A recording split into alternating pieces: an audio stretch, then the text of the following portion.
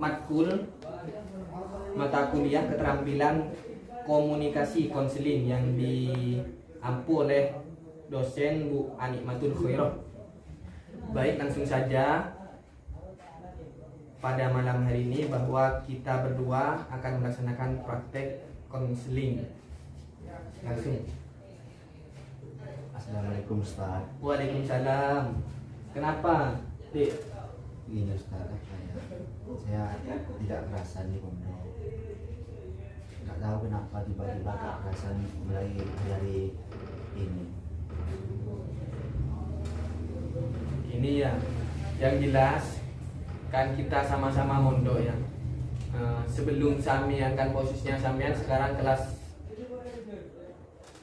udah tinggi, udah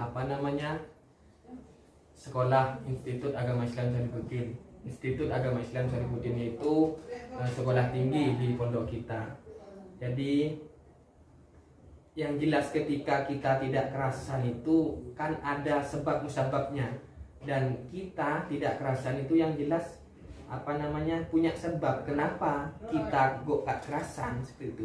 Nah, semisal saya contohkan kepada siapa namanya? Afan, seperti semisal Afan lapar, beli nasi. Kenapa kok beli nasi? Karena lapar, karena ada sebabnya, karena lapar. Dan sama, kenapa kok tidak kerasan? Kan ada sebabnya, kenapa kok tidak kerasan? Ini Ustaz, kalau waktu kiriman itu kan nggak boleh pegang HP. Jadi gimana kalau kiriman itu pengen pegang HP gitu, pengen biar mengurangi rasa bosan gitu.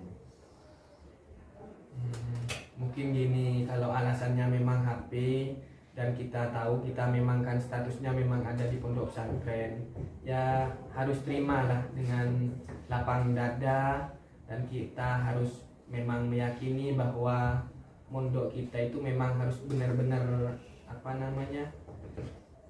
ya memang mondok. Kalau bawa HP itu kan yang jelas kita bisa hubungan dengan, ya bisa saja dengan hubungan pihak putri ataupun yang lain-lain kan seperti itu. Belum tentu kita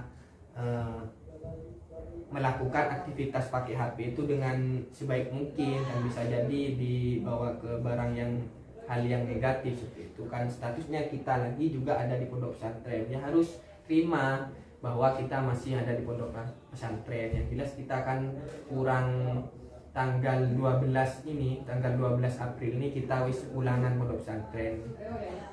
Tahan terlebih dahulu, nanti ketika pulangan habis HP-nya itu wis main game apa saja.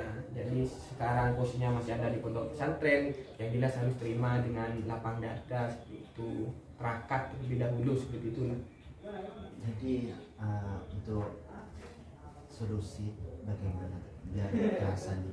Solusinya menurut saya ya ini, Samian, solusi pertama kalau memang ada di pondok pesantren ketika tidak kerasan, kan memang tahu bahwa di pondok pesantren Syarifuddin itu pendirinya itu memang makbarohnya ada di lingkungan pondok pesantren. Yang jelas saya sendiri dari kakak-kakak, dari ustadz-ustadz sebelumnya yang senior itu ketika tidak kerasan itu asroh ke kakak kelas itu pasti dahulunya pasti seperti ini. Ketika tidak kerasan, Samian jangan mikir hal yang negatif, Samian langsung yang astah ataupun makbaroh, ataupun kalak kasar kalau bahasa Madura makam seperti itu. Jadi Samian ngaji di makbarohnya pendiri itu, mungkin Samian ada solusi sendiri nanti dari ngajinya Samian itu bisa kerasan ataupun bisa yang lain seperti itu. Samian jadi dari sekarang Samian ngaji, ataupun jadi ketika Samian tidak kerasan itu jangan diperlakukan dalam hal yang negatif. Misal Samian tidak kerasan, saya tidak kerasan, kabur aja, jangan seperti itu. Jadi Samian minta kakak kelasnya solusi, saya tidak kerasan gimana Cak, gimana Ustadz, seperti itu. Kalau dari saya sendiri yang jelas Samian kastah ke makbaroh, Samian ngaji, doa di sana, zikir, mungkin sama Allah dikasih jalan pintu keluar yang sebaik mungkin. Samian tetap berada di pondok pesantren tanpa berhenti dengan alasan tidak kerasan seperti itu. Baik Ustadz, terima kasih atas masukannya. Iya, ya, sama-sama. Ini nanti mau diterapkan, mungkin dari situ bisa terasa. Ya, ya.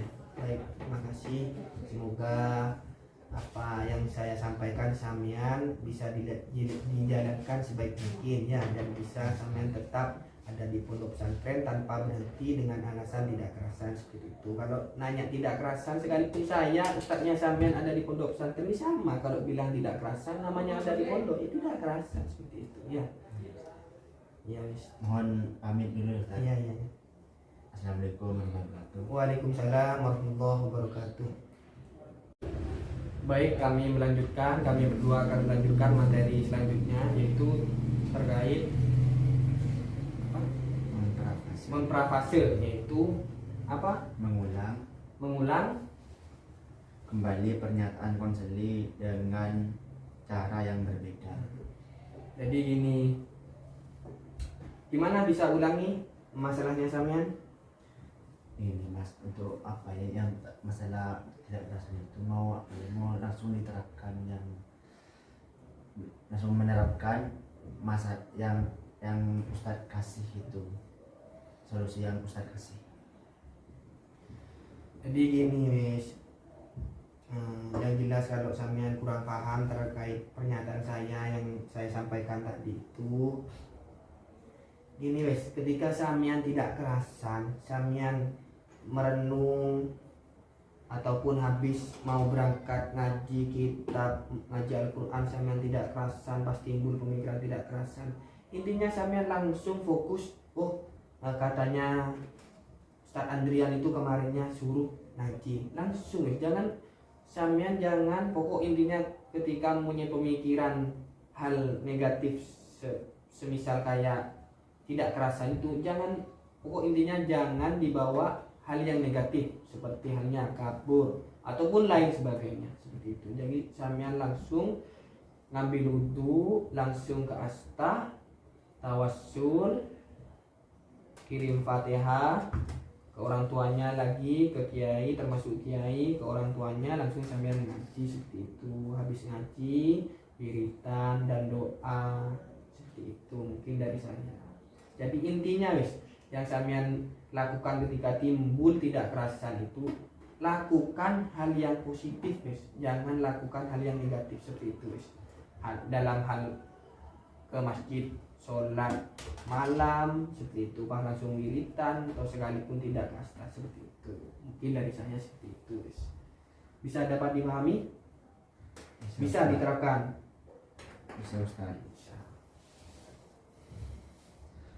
Berarti gini Ustaz, apa untuk solusi yang biar kerasan di pondok itu kan harus terutama ke ngaji, ke astah, ke makbaroh, dan banyak wirid, intinya setiap hari masjid itu. Iya. Ngaji apa ya setiap hari itu belum gak kerasan, intinya setiap tidak kerasan kasta terus ngaji, ambil wudhu gitu saja. Ada lagi? Kira-kira seperti itu wes, yang saya sampaikan tadi itu wes. Samian ketika timbul tidak kerasan, mikirin orang tua ataupun mau berhenti disebabkan tidak kerasan ataupun gak kerasan mau beli sepeda motor, samian wes lakukan hal yang negatif itu wes. Jangan lakukan hal yang negatif, tapi lakukan hal yang positif seperti itu. Dan solusinya saya, berhubung kita berdua masih ada di pondok pesantren ya, ngaji, mumpung astahnya kiai ada di sekitar pondok pesantren seperti itu. Itu wes dari saya. Mungkin sudah cukup. Ustaz. Materi yang keempat yaitu terkait mengklarifikasi benar dan salahnya, itu klarifikasi itu benar dan salahnya di mana, ataupun jelasnya penjelasan saya yang disampaikan itu gimana menurut sampean, gimana yang saya sampaikan itu kepada sampean, pernyataan saya kepada sampean itu gimana, coba diulangi.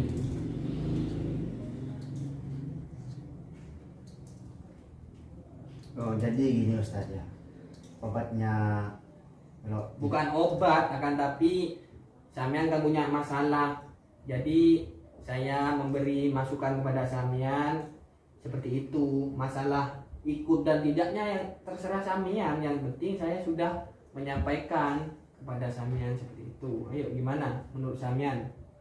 oh jadi apa ya apa? Jadi Ketika kerasan, ketika tidak kerasan. jadi ketika tidak kerasan obatnya itu apa? Obat ketika tidak kerasan di pondok itu ngaji di Makbaro dan wudhu, memperbanyak wiritan itu Ustaz. Ya. Mungkin ya kurang lebihnya seperti itu ya, menurut pendapat saya yang jelas seperti itu. Mulai dulunya ketika ada di pondok pesantren, saya mulai pertama mondok itu ya masukan dari kakak-kakak kelas.